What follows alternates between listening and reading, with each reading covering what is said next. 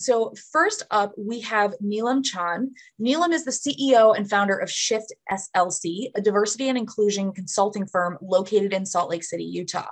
With over a decade of D&I experience, Neelam has worked with different industries ranging from higher education to financial services and tech startups to break down systemic barriers and design a more equitable workplace environment. Keni Dominguez is the workplace culture strategist and career coach for BIPOC Introverts.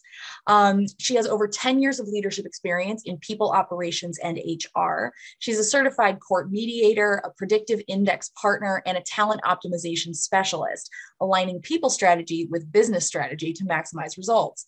She also volunteers as a pay equity advisor for 81 cents. Keni is the advocate that you want in your corner. So welcome, Keni Dominguez. Joining them is Marie Roker-Jones, who is the co-CEO of Essteem. Essteem organizes Equalathons, which is a hackathon for equality. First of its kind virtual DEI events that connect tech companies that are upholding diversity and inclusion commitments to underrepresented tech talent who want to work for those companies. Marie is a social impact startup founder with over 10 years of experience in leading gender and racial diversity strategies. As the founder of Raising Great Men, she built a movement for parents, empowering them with resources to raise culturally aware and socially conscious children. Noelle Johnson is also joining them.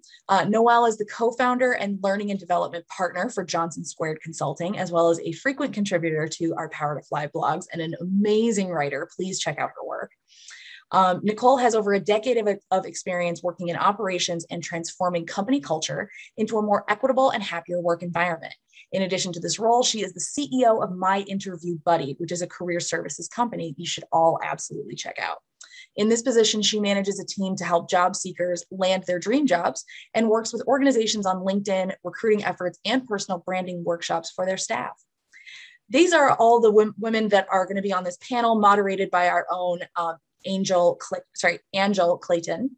She creates sustainable behavioral change through human-centered strategy and empathy-based coaching, crafting plans that fill the gaps in companies' DEI strategies. She is our own amazing global DEI strategist and trainer. She has worked in DEI for over 7 years and majored in business admin and human resources management.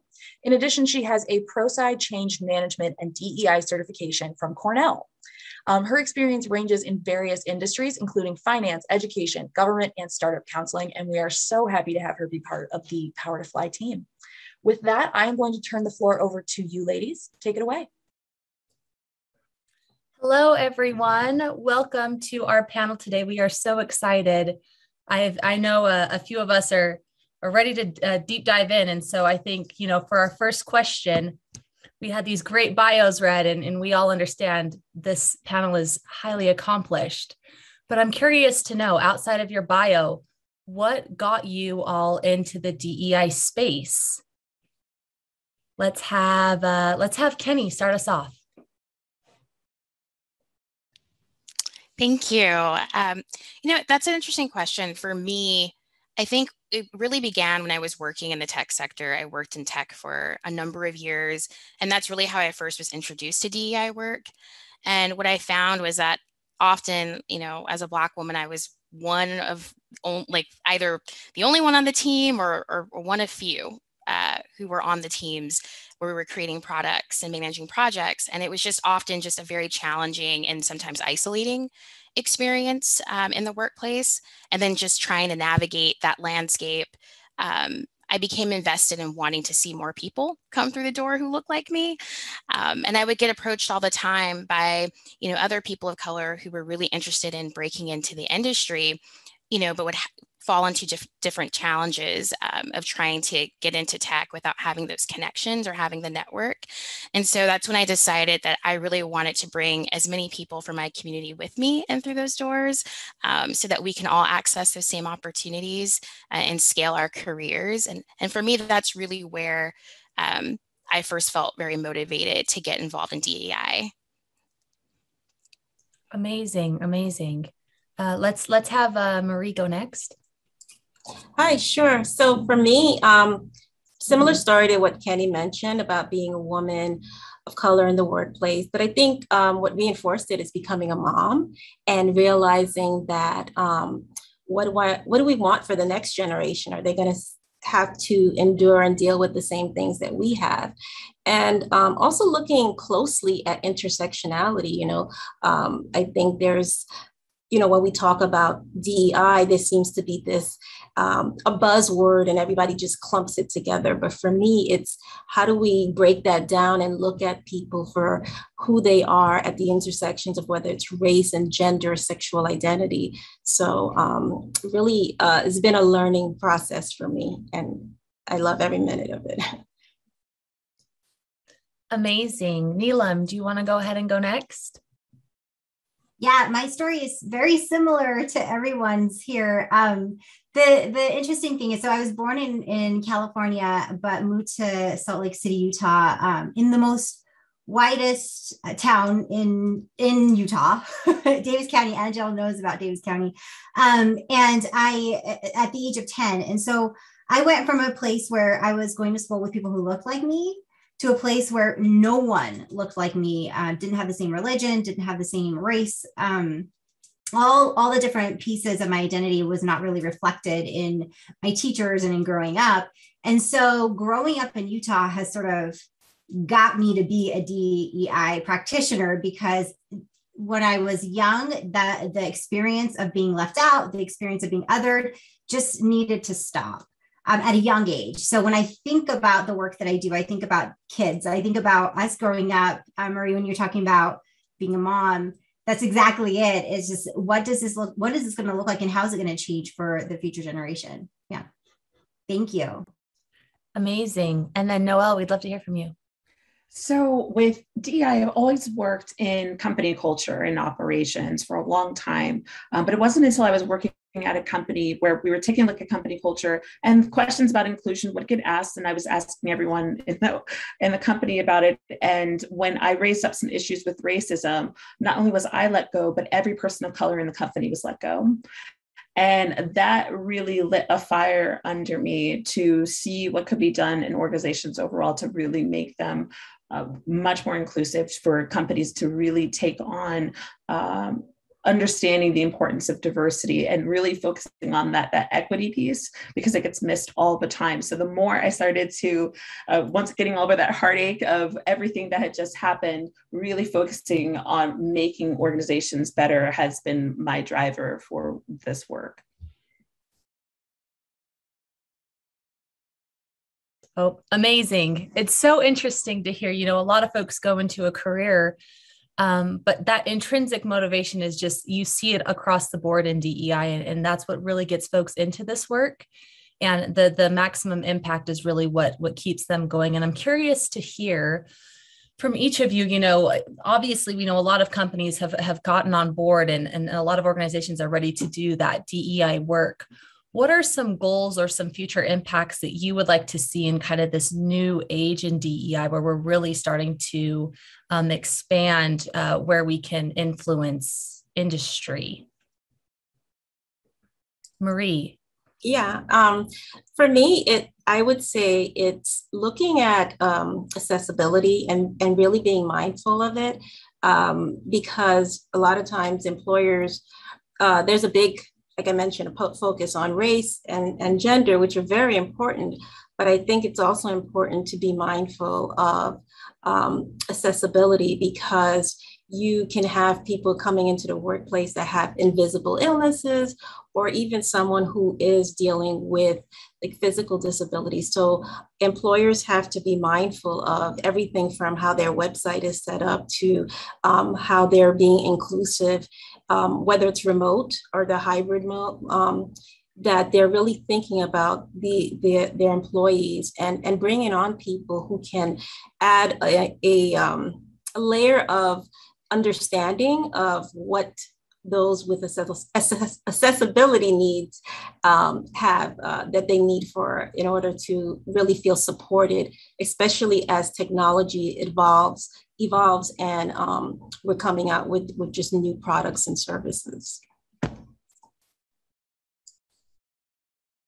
Amazing. Noelle, do you want to go ahead? Yeah, I'm also very deeply passionate passionate about accessibility. So everything that Marie was saying was like, definitely gets me right in the chest because it's so true. But another thing that I would like to see companies focus on is moving past just looking at diversity and really making sure that focuses on that inclusion piece, especially when it comes to psychological safety. It's starting to become more of a buzzword, which is great, but learning how to implement those things in, taking a look at things like, what does corporate gaslighting look like? How do we avoid corporate gaslighting our employees here, as opposed to just looking at maybe one manager? What is the overarching feeling that's here? It's great to say that we want to see more people of color and more women and more neurodiverse people, but are they going to stay? What can we do to make them want to work here? 100%, 100%. Keni, what are your thoughts on that? You know, so much of I can identify and really a lot of what has already been said resonates with me as well. But I think for me, a personal goal, you know, I'm definitely not what maybe most people would consider like a typical DEI consultant, just because of the areas that I'm focusing on. But what I'd like to do as a personal goal is, as I'm working with organizations, to really help them connect the dots and understand more about how our different intersectional identities really influence and impact the employee experience. And so for me, you know, trying to get organizations to understand the correlation between race, gender, and cognitive type, and how, you know, we tend to have a cultural bias against introverts in the workplace. And so if you're also a woman of color, you're also having to navigate this already challenging landscape with, it's almost like a triple-barreled experience for you, because you have to, sometimes you don't know if the things that are coming at you have to do with race and gender, or if it's all three. And it really just impacts your opportunity even to, you know, have access to promotional opportunities, or even just how we build processes, systems, and structures so that they can be more accessible to everyone on the team, so that we also incorporate, you know, the different work styles and preferences that we bring into the workplace, so that we can build a more inclusive and be more intentional about designing more inclusive workspaces so that we can all thrive. Totally. Yeah, exactly. And Neelam, what are your thoughts to round out this question?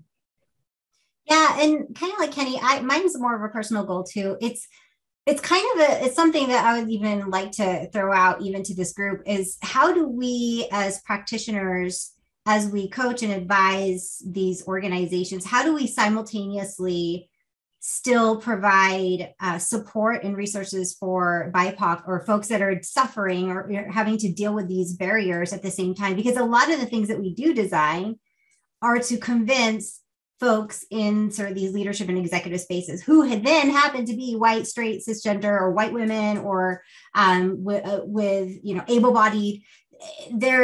These things are then designed for the folks who are most influential, and then tend to leave out the folks that actually are deeply impacted by this. So I think my goal is, you know, to figure that out as a practitioner, but then also to get organizations to understand those dynamics, to make sure that when you bring in someone to do a training, that it may negatively impact those who are really impacted, those that this training is supposed to be about.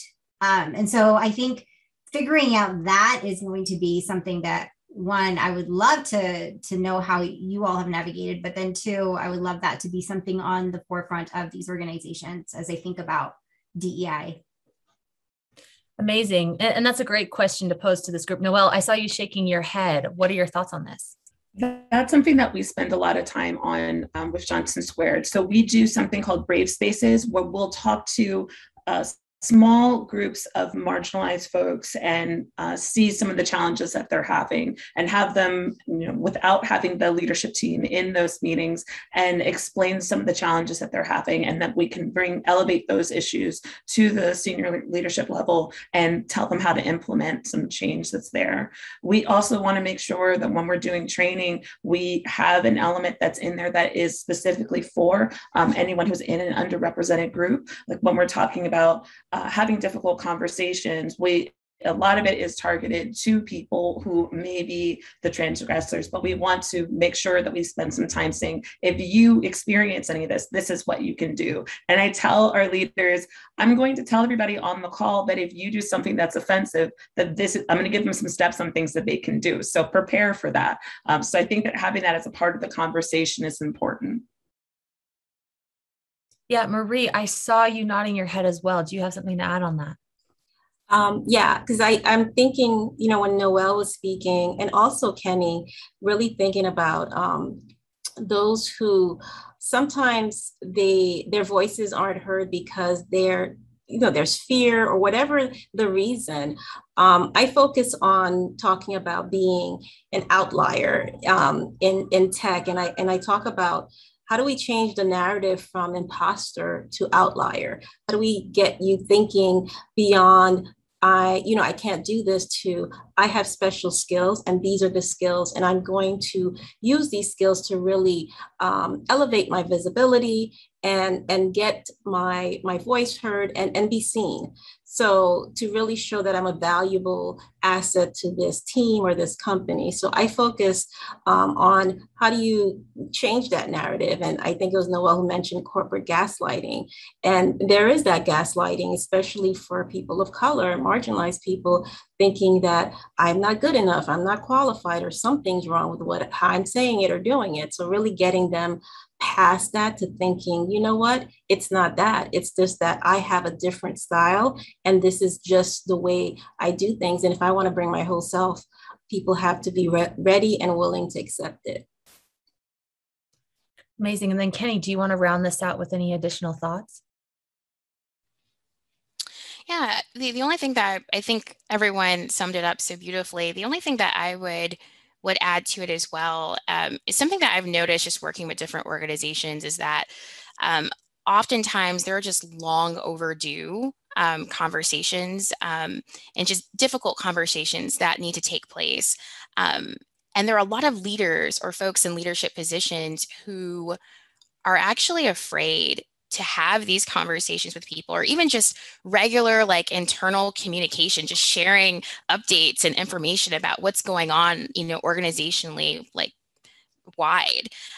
There's just a lack of communication, a lack of connection with their teams and with their employees. And so helping organizations, I think, to find ways to talk to their team in really authentic ways and showing a side of their humanity and being humble and being empathetic and really listening to what their employees are saying. Because I feel like often the best ideas are going to come directly from the people that are already working in the organization. And so I think as consultants, a big part of our job is uplifting their voices and providing mechanisms in which they have avenues to where they can share this feedback, and then also bringing the accountability back to the leaders to act on, this feedback and not just look at it and toss it aside. Because then you get survey fatigue or just feedback fatigue in general. And it doesn't really go a long way into inspiring trust and building the relationships and the rapport that you really need to keep pushing some of these initiatives and really looking for the types of changes we want to see in the organization forward. Really amazing discussion. And so I want to kind of switch gears a little bit and talk about, a majority of our audience members are those young professionals or mid-career pivoters who are, really looking and evaluating different companies where, that are competing for that top talent. And so what are some values or things they should look out for at an employer as they're entering the workforce as maybe, a member of the BIPOC community or the LGBTQIA community? What should they be looking for in an employer that kind of signals to them that this is a safe space? We talked about psychological safety. This is a safe space for me to enter as an employee. Let's have Neelam, you're shaking your head. What are some thoughts that come to mind? Well, I think so when you're looking for jobs and you're looking for organizations, you look at their website, you kind of figure out how do they talk about diversity, equity, inclusion? Is that visible? Is that obvious? Are they transparent? Are they transparent with their demographic? What are their programming? All those things should, if folks are really truly doing this work, they would be 100% transparent on how they're telling their story. And then as you are speaking with folks, recruiters, or you're in an interview, ask questions on, see how they define diversity, equity, inclusion within the organization. Ask for policy specific of how they've implemented diversity, equity, and inclusion. But then also, if you're a BIPOC individual or a BIPOC LGBTQIA or whatever the intersecting identities that you have, ask those folks in the organization that represent the organization what they're doing specifically to support and what kind of resources are available, and what does succession planning look like? What does career development look like for those specific identities? I think organizations, and those are hard, tough questions. A lot of organizations don't have answers, but to see how they answer the question will help you understand whether you want to be a part of this organization or not. It'll help you assess. But make sure that when you're looking for organizations, make sure that those organizations align with who you are, your core values. Don't derail from your core values when you're talking to these organizations. Put them on blast. Really question these organizations and what they're doing. Do your research on these organizations. 100%. Keni, what are your thoughts on this? I was just nodding with everything Neelam was saying because it was perfect. Some things specifically for and I would say this even for everyone, but when I'm working with introverted women of color, researching as much as possible, go on LinkedIn, reach out to current and previous employees, and ask about their experience, right? Do some research, go and check out reviews from Glassdoor, Indeed, or go on their social media platforms and see what people are saying or how they're responding to certain things. Resources was something that was touched on. Ask about the specifics around different DEI initiatives that they have going on. Ask if they're affinity groups or, ERGs at the organization. Ask if they're sponsorship, because that's something I think that gets grossly overlooked. Asking about not only what they've done to date with DEI, but what are their future plans? Where have they had challenges? And if they have demographic information that's available, sometimes there's organizations that will publish it. If it's not public, ask them if they would be willing to share that information with you, right? I think that's a good data point to understand, how transparent are they with their employee demographics, or how well do they know their workforce? Pay transparency, right? So something that you don't want to dismiss, especially when you're early on in the interview process, is did that recruiter open up the conversation, sharing with you what the salary range is for that position, or what the requirements are. Have they asked you about that? And considering the interactions that you're having with everyone that you come into contact, whether that's a hiring manager, the recruiting staff, the person that's scheduling your interviews, team members that you come across, don't ignore gut feelings, because a lot of times those are warning signs, early warning signs. They might be telling you to get out of here before you even get this offer. And another thing that I think I'm just going to say that gets overlooked, get really clear on what type of working conditions you prefer and what types of environments you feel like you're going to work best in. If you have to go into an office, ask for an office tour, and not just the beautiful office tour that's, touched up, but, where you'd actually be working and where your team sits, so you can get a sense of the vibe and if that feels like a place that you'd want to be at every day. Yeah, I feel like there were so many great nuggets of information just in that little spot. I know everyone's shaking their heads. Marie, do you have anything to add here? I think, Keni and Liam, they did such a great job. I mean, the only thing I would add is find out their board. What does their board look like? And also just who are they partnering with? Who are the suppliers, their vendors? Not just within the company, but how do they engage outside of the company? One thing that we don't talk about often in DEI is ageism. So also looking at, is it a multi-generational workforce? Because what Keni touched upon about, know who you are and what you can contribute and how you work. if it's going to be an office where you are the youngest or the oldest person, how are you going to navigate that? And then really talk about how do they work with that, with a workforce that has different experiences and people that have different skills. How inclusive is it? Because you want to know that it's not just, hey, yeah, you know what, we have these great team outings, or we do these fun games on virtually, which I'm not going to dismiss because I think there's value to that. But outside of that, how true of an inclusive work environment is it? 100%. Looking inside and outside of the company. Noelle, what are your thoughts? I think so much of what I wanted to say has been said, especially what Keni was saying. But one of the things, just to kind of harp on one of her points, was whenever you start to be really cognizant of what your red flags are. If you know there are certain things that are going to make you feel really uncomfortable, be able to voice those out. So for me, if I'm interviewing with somebody and I ask them about what their diversity, equity, and inclusion program looks like, what their values are, and all they talk about is diversity, and we know diversity is really important and we have great numbers and all that, that's actually a red flag for me if they can't talk about the other pieces of those acronyms. So I want to make sure that they understand it and understand what they're doing. And if they're working towards something, fine, but I really want to be listening out for that. So just know what's super important to you and what's going to push you out the door in 6 months. It may seem like a great opportunity in the beginning, but if it's not something that you can see being at long-term, then that's all you need to know to move on to another opportunity if you see one that fits. 100%. I think that's so helpful when making such an important decision. We actually had someone, Kendra in the chat said, "This is such a great discussion. All of the social unrest that we experienced last summer brought DEI to the forefront. It was needed. And now I'm finding that so many corporations that spoke up are now completely silent. This is really disheartening."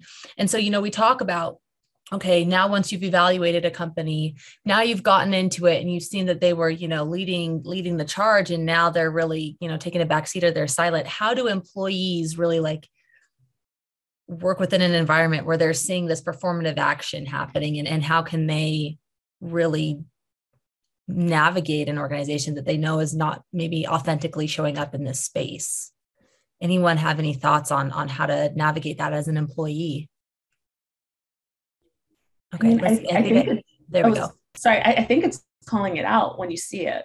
If your company did a black box on Instagram after George Floyd and that's it, calling them out on that is important. There was just one statement. Maybe they revised their values on their website and then there was nothing else. Maybe there was just one training. But to ask, well, what's the next step and what does sponsorship look like? And putting forward some ideas. Sometimes organizations don't know what they don't know. And if they're unexperienced in the space and nobody is saying anything, it may seem like everything is all right. So hearing from you that this is not acceptable, or coming up with some ideas and some programs and anything that you want to throw up the flagpole, go ahead and do it, but see what actions get taken from there. If they just nod and say, that's great, that's nothing until you start to see actual action start to happen. I want to make sure that I'm being heard and that people are really going to take the action necessary. 100%. We actually had someone else come up in the chat. Elaine asked. And real quick, can I go just, ahead? Yeah. Can I just say real quick? So to go to the first question, what's interesting about that question is that in the summer of 2020, about $65 billion were promised to be donated to a lot of the organizations that were supposed to align and be resources for BIPOC individuals and to eliminate racism. And today, only $5 million out of that $65 billion has actually been allocated. So that tells you how much of that was actually happening. And I love Noelle's response to this is that, hey, you, organization A, you said you were going to donate $2 million. Where did that go? I want to see the ledger on that. I would love to understand how that was all allocated, but really being specific about asking the questions and promises, really challenging those promises is going to be really important because this is happening across the board. The $65 billion promise, can you believe that? And only a small portion of that has actually been fulfilled. Yeah, accountability is a huge piece of this. We actually had someone else ask, inclusivity is all about action, not words. So can any of our speakers provide an example of what good action really looks like? I can offer, for particularly like if you're a hiring manager or if you're a manager and you have a team, are you paying attention to who's speaking and who's not? Are you, are you taking in the insight, the feedback from your other groups that are not necessarily the majority? Are you creating programs that really speak to better understanding of different groups? So celebrating, it's not just like, hey, you get Juneteenth off, but helping people to understand what is Juneteenth, why is it necessary to celebrate, being mindful of the differences and, the work that Keni's doing, let's say with introverts, that's really something to think about too, because introverts I'm an introvert, so we don't always speak up. And sometimes we have so much to say, but we're always waiting for the right moment. So being mindful of that, like whose input should we really be thinking about and checking in? I think check in with employees and see how they're doing. We're having a mental health crisis now because of the pandemic. So you never know. In addition, there's layers in addition to dealing with some of these diversity issues and not feeling like they're part of a team, really being mindful of how that impacts someone's mental health. So checking in and asking, how can I be more supportive? And especially don't be an opportunity hoarder. Like that's something that happens a lot of times with people of color, particularly Black women, where someone doesn't necessarily sponsor them or recommend them for a promotion. So think about that. Am I being an opportunity for others that have a voice and have the experience and skills that would really add value to another, team or our company? I love calling that out. # opportunity hoarder, right? Making sure everyone else around you is getting something. Love that. Keni, do you have anything to add to that note? Yeah, no, I was thinking, Marie, as you were talking, I think a lot of this is, we saw a lot of letters went out last summer, right? Talking about, we have a commitment to racial equity and justice, or, whatever they wanted to say at that moment.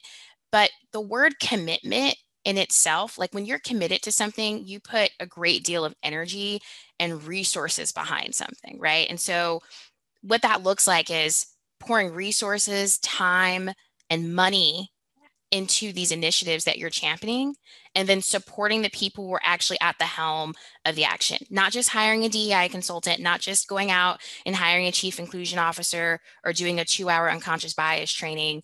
I'm talking about doing the work from all levels of the organization, because a lot of times mid-level management gets left out, and that's really a big connecting point between making sure that the things that you're trying to move really get executed well. And it shouldn't be the job of just HR or recruiting or, whomever you bring in, whether it's a DEI consultant or a DEI officer, to really kind of push that work forward. They need someone in leadership. They need the CEO of companies to say, we are committed to diversity, equity, inclusion, and actually taking that further, we're included to justice as well, and really looking at their employees' well-being as a racial justice issue too. Because as we've seen over the past year, with the pandemic and everything else is going on, employees are exhausted, they are burnt out, and Black employees in particular, employees of color, they are exhausted. It is very difficult for them to be able to go into work every day and do their job as expected. And so I think a big part of that work is really for the executives of these organizations to really hold their leadership teams at every level accountable for supporting these DEI efforts, and to tie that back into their performance, really, so that they're invested in this too. And really just understanding that just because you're bringing a DEI consultant, it doesn't mean you're going to flip the switch and next quarter, all your problems are going to be solved, because they're not. you're on a journey, it's a long process, and it's going to be followed by a lot of uncomfortable situations and difficult conversations that have long been overdue. And so I really feel like organizations at the leadership level just need to get on board with the realities of what it means to really invest in diversity, equity, inclusion at these organizations.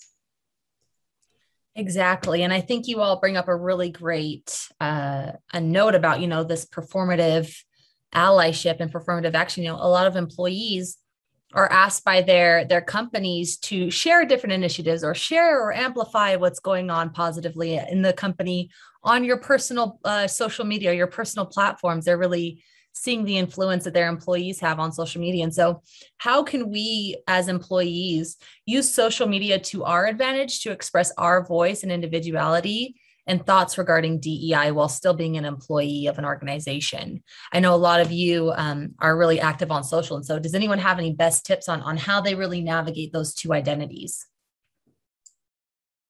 I think one of the things I'll start with is be mindful of where you are emotionally and mentally before you post anything. And because it's really easy to get angry or frustrated and then post something that you didn't intend to. So just being mindful of what is it that you want to say, and to say it in a way, and maybe sharing. I find that it's easier when I share like an article, and then I can ask a question and then start a conversation around that, or just give a pretty, just a statement, but not be so overly expressive about it, because at the same time, you want to be mindful that you don't lose your job because of something that you posted. And with social media, it's really easy for anything you say to be taken out of context. So just thinking about what is it that I want to say? How do I want to convey it?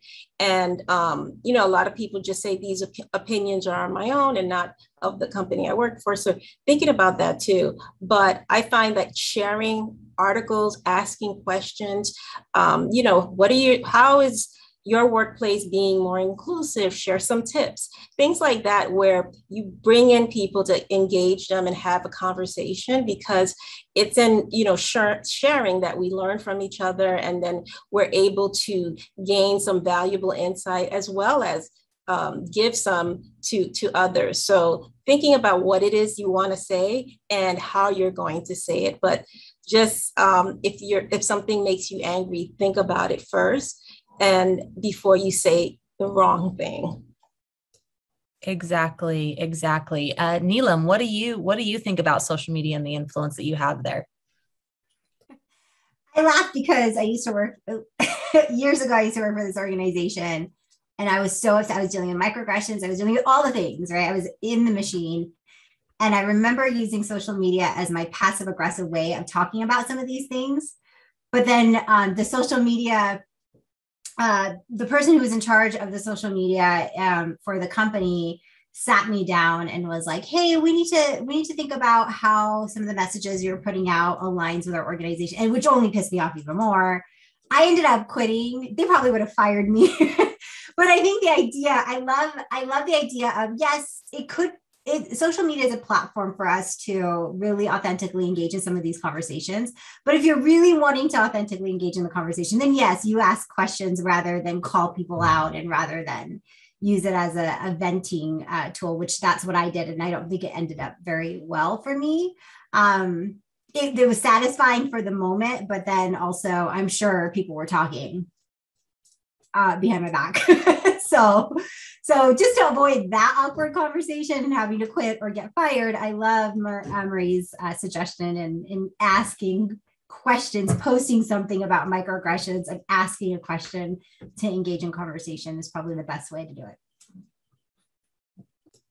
Good words to live by, right? Take a pause before you post. But I think we've all definitely had those days where we've written out the paragraph. We've got it all ready to go. We're ready to press send and we have to pause for a minute. So love that. Angela actually put in our comment section, calling it out, speaking up for others is something I've set as a target for myself. I'm no longer at that company, so it was for the best. It's great to see DEI more now. Is there anything you suggest doing at maybe a local government level so DEI is implemented as a standard for companies? So really, at the local level, that bottom up influence, what can we do on a individual basis to influence these companies? Great question. I see Noelle possibly thinking of something. Yeah, no, I was thinking it over. I mean, doing things like getting onto petitions, and if there is any local government forums that you'll be able to join in and share your voice, I think that that's really helpful. But I really think that we do more work when we call companies accountable directly. So yes, I'm sure the government at some point can make some change happen, but we know that those changes can be very slow. When we see something that's going on at a company that's inappropriate, go on their websites, go on their social media page and call it out. I feel like that works so much faster and is much more impactful. They're looking at those things and it affects their bottom line. So it's their power in numbers. So if you're a part of a network that is very interested in DEI as well, or notice that something is going on in an organization that is racist, sexist, homophobic, et cetera, you can get many people together to make an impact in that company, to take a stance and make a change. Keni, I see you shaking your head. Yeah, no, I agree. I mean, I think looking at it from a different perspective too is getting familiar with just different labor laws or initiatives that are, currently in play, because a lot of times, labor policies have a great impact on just people of color in general. And so just getting familiar with ways that you can support, things like in California, we have, AB5 and looking at sorry, not AB5, I'm thinking something else. But looking at, gig workers and how they're impacted by some of the new policies that are in place. Looking at, wages across the country, like supporting, like increasing minimum wage, and just looking at things like paid parental leave or paid family leave for all. Things that have some issues will be local and others may be federal laws that you want to stay in the know about, that you can either help support by signing petitions, contacting your local officials. There are lots of other ways to get involved aside from just being very specific to DEI, and kind of broaden the scope and see what types of issues have the greatest impact on people of color and how you can support them as well. Love that. And then it looks like, Marie, you came off mute. Thoughts on this? Yeah, I wanted to say too, look at what your city council people, your Congress, what are the issues that they care about? And then tap into that locally too, if you can. So I know here in New York, we have city council, and some of them, they sit, one of the issues they care about is veterans. So really talking to them about how are you helping or supporting for more veteran hiring, but helping veterans not only get jobs, but to stay on the job. So how are you working with local employers for that? Because it is difficult to really get businesses to really care about what the government is doing unless it's going to really impact them. But if you want to start doing things on just a local level, see what are the issues are they care about, and reach out and say, hey, I'd like to help out or contribute, or look and start just paying attention. I know there's really great sites like Follow the Money, and you can find out where and what people care about locally, and see where you can make an impact in that way. Great action items. And so we actually had someone else in the chat say, so this is, looks like their name is Jessie. It says, I am an instructional designer, and I've been actively looking for work that allows me to draw on my educational achievements and past experiences. A lot of the job posts I've seen ask for DEI experience among with other competencies. How can I get involved in DEI projects to add work to my portfolio, or work with other instructional designers on projects that involve DEI work? I'd love to hear, Neelam, your thoughts. You've really built a team on folks really wanting to build to their portfolios, especially in DEI. I happen to actually have benefited from getting to work on projects with you. So I'd love to hear your thoughts on how folks can get in the DEI space to add to their portfolio.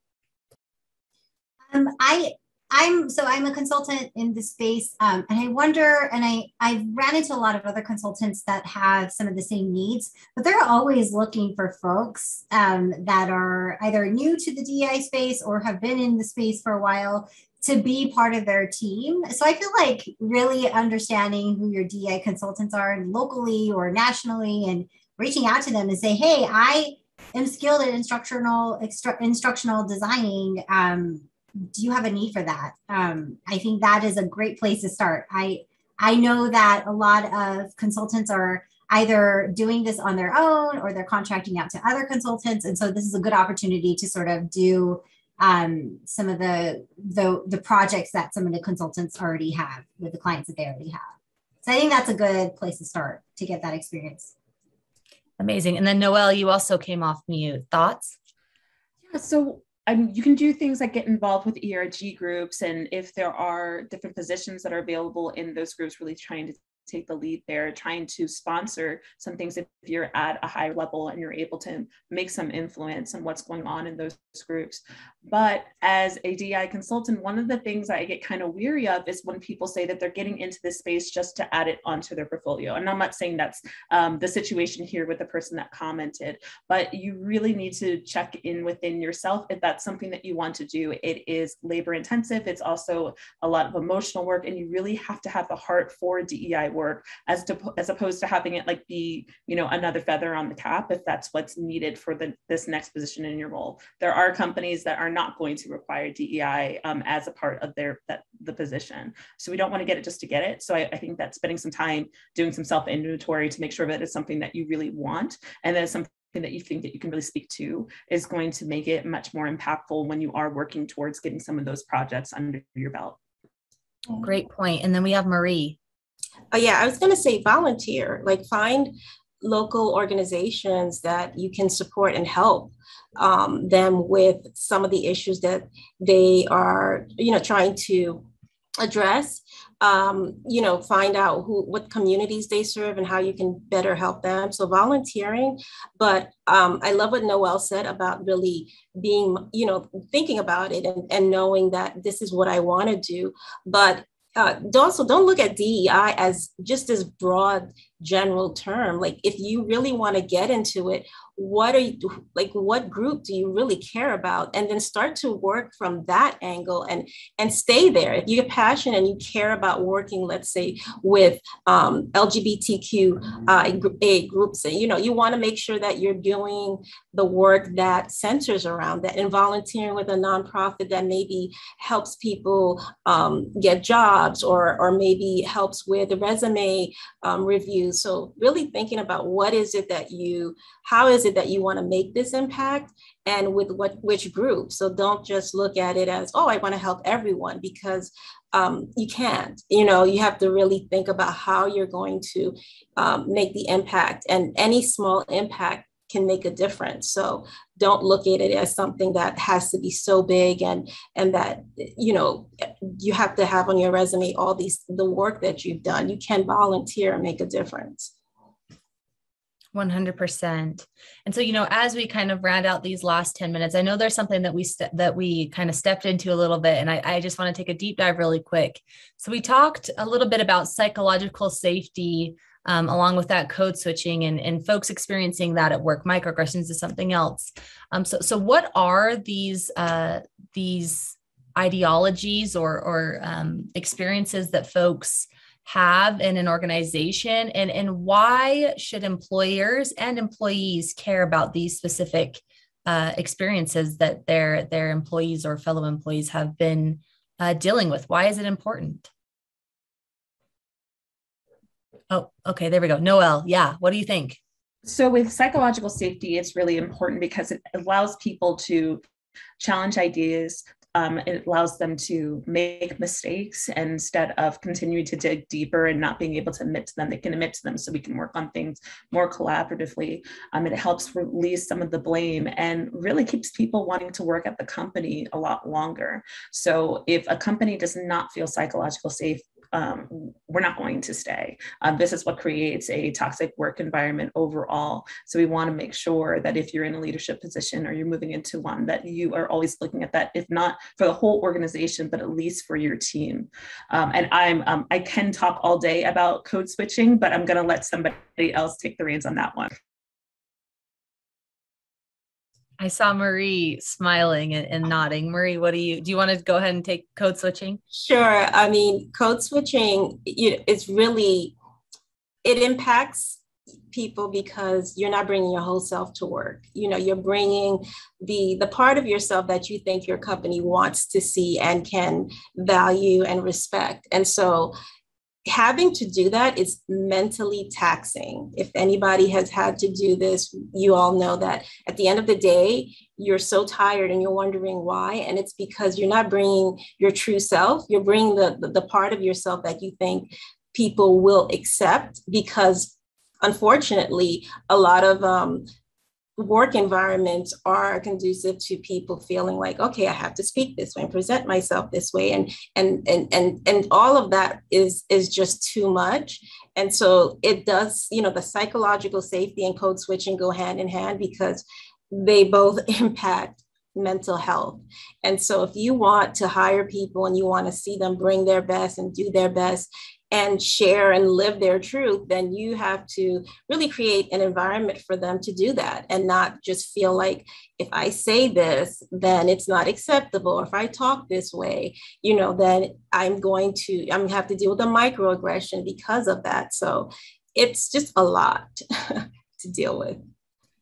100%. And Keni, I saw you nodding as Marie was speaking. Do you have anything to add on that? Yeah, no, for me, I've always been a little cautious with using the word or the term psychological safety, just because I feel like it means different things to different people. And like what I might need in my work environment as a Black woman who's also introverted may be very different from other people. And so I would say, in order for us to have psychological safety, like to Marie's point, I think the preceding thing is being able to bring your full self to work, being able to come in authentically as you are. The problem with it, I think at this point, is that in a lot of organizations, especially as a woman of color, like we just don't have that freedom, or we don't feel like we have that freedom to really show up as we are. And we're still trying to navigate so many different negative stereotypes and biases in the workplace. And it's really challenging because I think that organizations need to strive for it, but also at the same time, I just think we should be careful how we frame it, with the understanding that there's still so much work to do. And we need more voices that represent women of color to help influence what psychological safety can look like for us in the workplace. I think there's a lot more work to do and we're just not quite there yet, but I do think that organizations should continue striving, but we need more voices there to represent what we need. Exactly. And before I toss it over to Neelam to answer this question, and we also had someone in the chat, it looks like Jay asked, along the lines of that psychological safety, attempting to advocate for yourself to a manager. Manager sometimes comes off and is often defensive when you are really advocating for yourself and you're seen as maybe confrontational. So within those spaces, what's some actionable items that you would maybe give to someone where they're trying to communicate in a space where that safety is not necessarily always met with, allyship or really supportive managing? I could offer one suggestion is like, what are you advocating for yourself as a person of color, a woman, or is it advocating for more visibility? Think about what it is that you want to really get your division manager to understand, and then find, or I guess one of the things I always tell particularly women in tech, is that just keep track of all the things that you've done, so that when you're speaking to a manager, now you have something that you can go back to and say, hey, you know what, I've led my team and we've done this and we've done that. So really thinking about what is it that you are what is it you want to advocate, for? And how are you saying it? Are you better at sending it via email so that you can have a way of tracking it? And also sometimes, when we're speaking, especially I think as Black women, we get very passionate, or we're saying something and people just take it as being aggressive or whatever, but it's just really just naturally what we're trying to express in a way that maybe somebody else isn't. So think about, and maybe speaking to them, setting a time for a meeting to really just talk about things and go over, have a list and be prepared for what you want to talk about, and then have some speaking points to that so that the manager doesn't feel like they have to be defensive. And it's unfortunate. I'm sorry you have to deal with that, because it shouldn't be the burden on you to worry about how somebody else is feeling. But if that's the case, really be prepared with what you want to say, and do it in a time that the both of you can sit down and really dedicate time to listening to what you have to say, and not just, during the day at a spur of the moment. So take the dedicated time for that. Amazing. And then we have one last question, and I'm curious to get Neelam, your thoughts on this. Amber says, how do you handle situations when someone intentionally pushes past a boundary in the workplace? What are your thoughts on that, Neelam? Oh, this has happened so many times. I think this one's a tough one because, it depends on if there's a power dynamic, if there's, it's really tough to know what that relationship is. If you can't confront the person and say, hey, these are my boundaries, this is where, where I'm at, you continuously pass them. Like if you're not comfortable feeling like you can say something, then I think it's just avoiding the person. Again, there's a power dynamic, it's a manager, I would reevaluate if this is a place for you to be in as well, because sometimes you can't change those structures and you can't change people. And so trying to may just be exhausting to step back. And if you have and I know not everybody has the luxury of just leaving their job, but if the cost of your emotional safety in the space is being expended, think about whether this is a place for you to be in, this sort of toxic workplace environment. And then just kind of going back, Keni, something you said struck me. When we think about code switching and even psychological safety and how we define that, that organizations they have a long ways to go. And so because this question of, what do managers and what do leadership need to recognize in code switching and psychological safety? I wonder, when that will change and how much we as people of color, as women of color, kind of accept that we're going to be code switching because these organizations have a long ways to go. And if that's the case, one thing that I found was that's been helpful when I was either an employee in an organization is to find my community of people, whether it be one other person or two people. These are going to be your folks that you can talk to, that you can sort of download, and you can get as a sounding board to handle some of these dynamics. That has been to know that you're going to be code switching if you're a BIPOC person or whatever the marginalized identity is, that you're going to be code switching in these spaces, because a lot of organizations, even though they're striving to do better, they're not quite there yet. And so realistically, that could be the case. And if that's the case, code switching is a survival mechanism to potentially find your community of people that you can make sure can understand you and kind of walk you through some of these things is going to be so important. That's it saved me in these really harsh environments. I would definitely highly recommend find your people within these organizations so that you can process the things that are happening to you. 100%. Creating your own community to process is so pivotal in navigating these spaces. Well, we're almost out of time. I want to thank all of our amazing panelists for coming in and having this conversation today. As we sound off, I'd love to hear, how all of us can connect with you all. Let us know what your social handles are. And thank you so much. Someone want to go out and let us know where we can find you? Hi, so you can find me Johnson Square Consulting. I'm Johnson Square Consulting everywhere, and I've been doing a lot of TikTok videos. That's been a lot of fun. And I also, we run a membership called DEI All Access. So if you're looking to learn more about DEI, start to implement some things to do your business, but you can't afford a full-time consultant, we have a membership available for you. So definitely check us out at DEIallaccess.com. Love it. Love TikTok as well. Marie, go ahead. Sure. So the website is Essteem.com, and it's ESSTEEM.com. And on all socials, Marie Roker-Jones, and, you know, especially LinkedIn Connect. I love just connecting with people. So happy to see people. Amazing. Keni, where can we find you? So you can find me on LinkedIn under Keni Dominguez. I'm also pretty active on Instagram, also Keni W. Dominguez to be more specific. And website is being revamped. And so it'll be on my other socials as well too, to connect there. Awesome. Great. And then Neelam, where can we find you? Yeah, so shiftslc.com. And then you can find me on LinkedIn, Neelam Chand. Great. Thank you, everyone. We're going to pass it over to Meg. Thank you so much, Angel, I'm so sorry. Thank you to that amazing panel. This was a wonderful conversation. I cannot wait to watch and rewatch the recording. Thank you so much for joining us today.